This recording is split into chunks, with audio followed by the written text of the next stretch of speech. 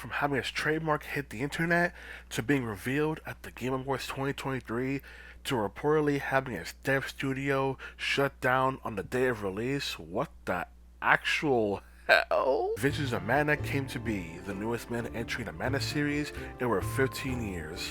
I was very excited when this got announced because I really liked the Mana series and I really liked how they also finally localized Seiken Densetsu 3 as Trials of Mana via the Mana Collection, even gave Trials of Mana its own remake, and also ported Legend of Mana as well. So I was very excited for a brand new Mana entry because I don't know how many people feel this way, but I just really like it recently that Square Enix has been allowing companies to do more stuff with their IPs, like when they also made Star Ocean Divine Force or the Live Alive remake.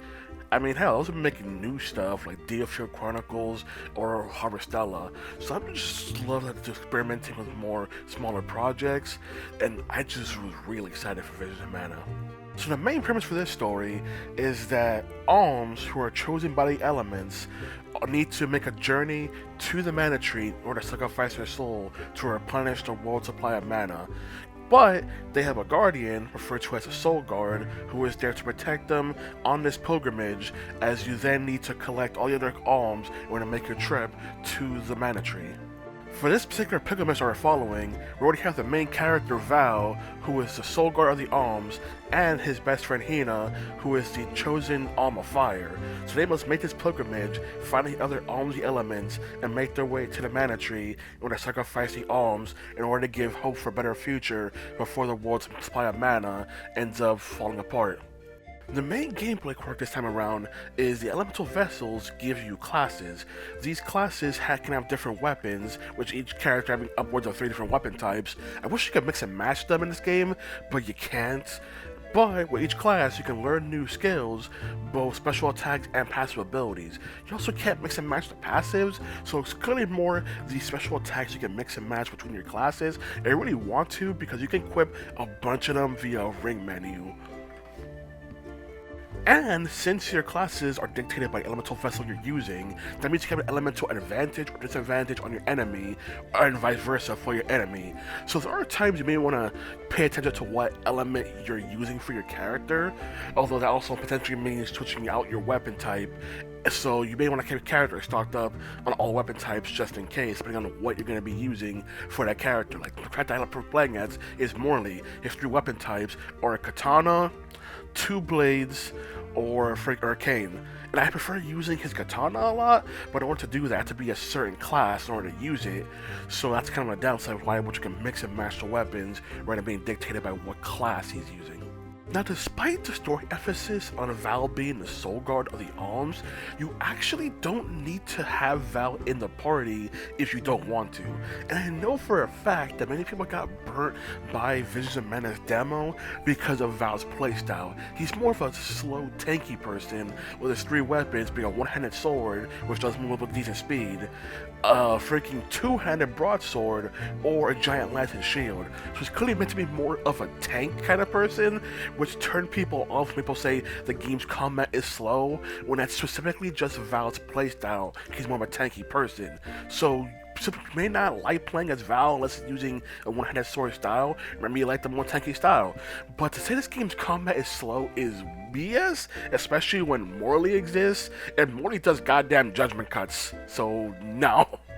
Another cool part of combat is the fact that you can also switch between the characters mid-combat whenever you want. So you pick any character of the 3 you set up mid-combat, which is pretty cool, especially since with the elemental vessels, each character with their class holds a different one. So there'll be times you want to switch to them and use your elemental vessel. Granted, AI will use it, but there's a point where you can do a big super attack with the elemental vessel, which AI can't do, which is why you want to switch to them, or give them more popular commands with the ring menu, or I tell them to use a certain skill. Granted, for the most part, the AI is pretty competent handling things. It's only in the later half of the game where some of the boss attacks can get like very specific in dodging, where the AI may not be able to keep up, so you're going to be reviving a lot as a result because of that.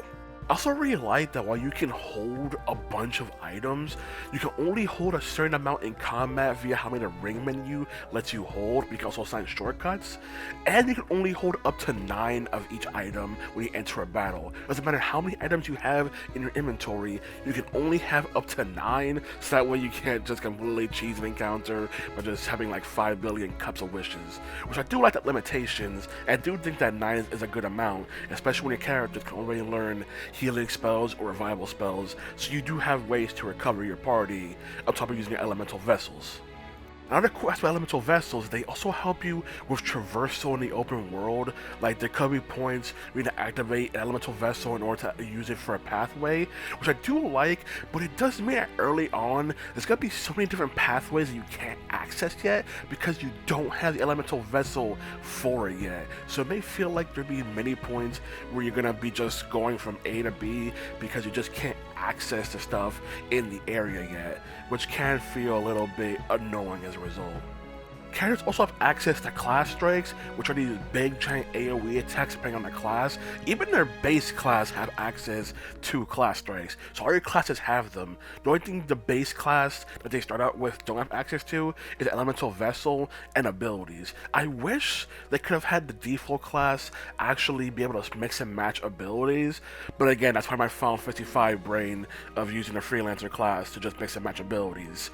But I just wish that was a thing here, because otherwise I don't really see much of a reason to go back to your base class, aside from the fact that it has no element assigned to it, but also means you have no elemental vessel to use for combat, so I guess kind of or abilities. It's kind of a weird trade-off. Trusting the elemental vessels, because despite starting the game with Hina, the Alma Fire, you don't have access to the fire class until you have the elemental vessel of fire.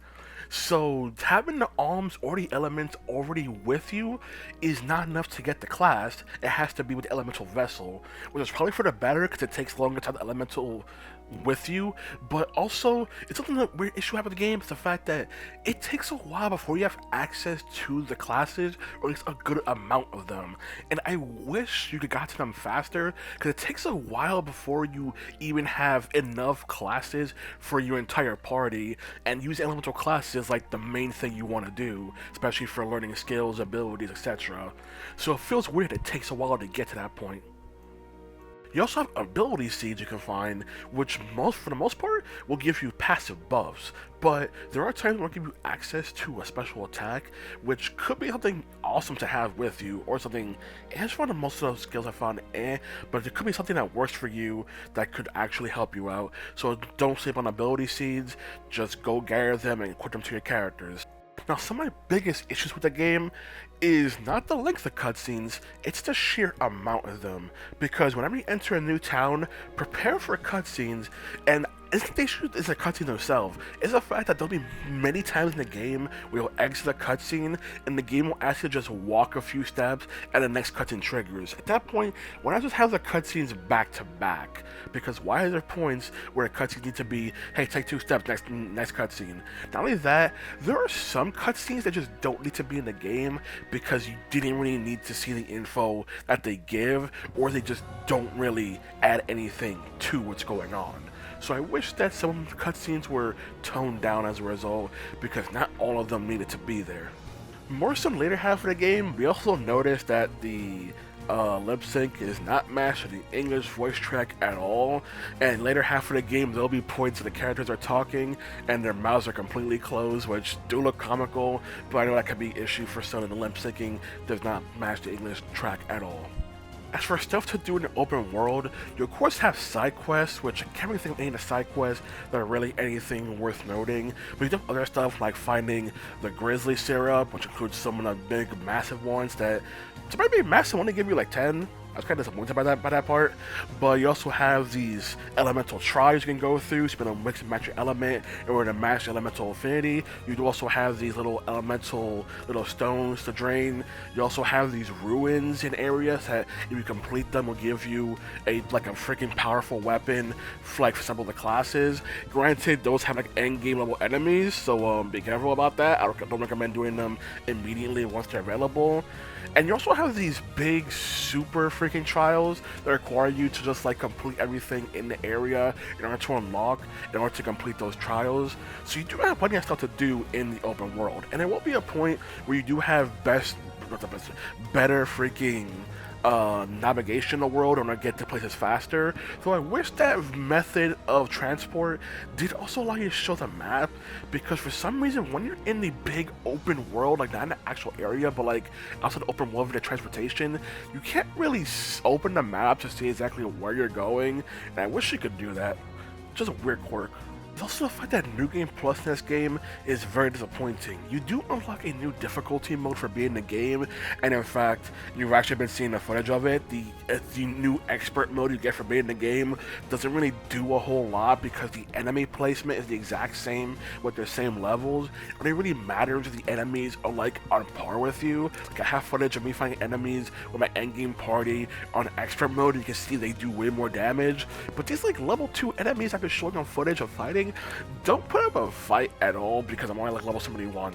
So there's a weird aspect that expert mode doesn't really change a whole lot, which makes New Game Plus mode kind of as a result. It's kind of more of a power trip kind of thing rather than anything actual meaningful or cool. I do have my gripes with how small the text UI in this game is, but I already made a video about that, so I can just link that in the description instead for more in-depth coverage of it, but that aspect still irks the hell out of me. Overall, I just really like Visions of Mana. I really like the combat, I like the characters' story and where the story takes it and the topics it's handling, and I just like exploring the open world to find cool stuff in it and get cool upgrades and abilities. It's just a fun game, and I just hope the reports that Ouka Studios shut down is really not true, because you can even see the game's director on Twitter talking to fans, a little behind the scenes tidbit. Like, this game is made with love and passion for the Mana series.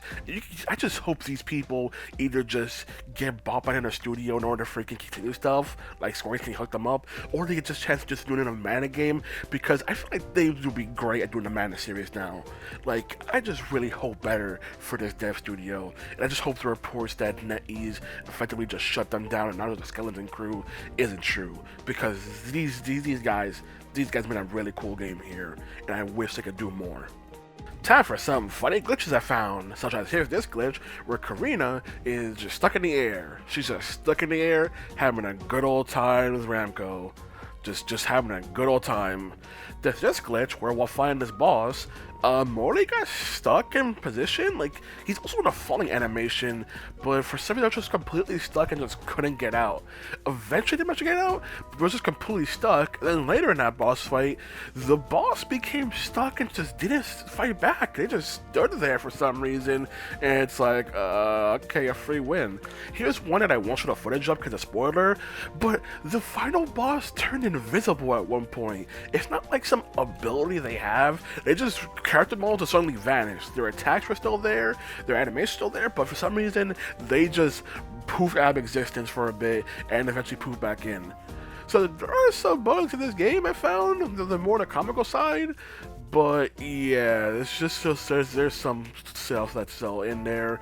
But again, if the reports are true, then what are you gonna do with the skeleton crew at this point? I just hope that's not true. Come on, people. They made a good game here. You didn't even wait a chance to even really see if they even made the game even good, because you got rid of the dev studio supposedly on release of the game. Come on!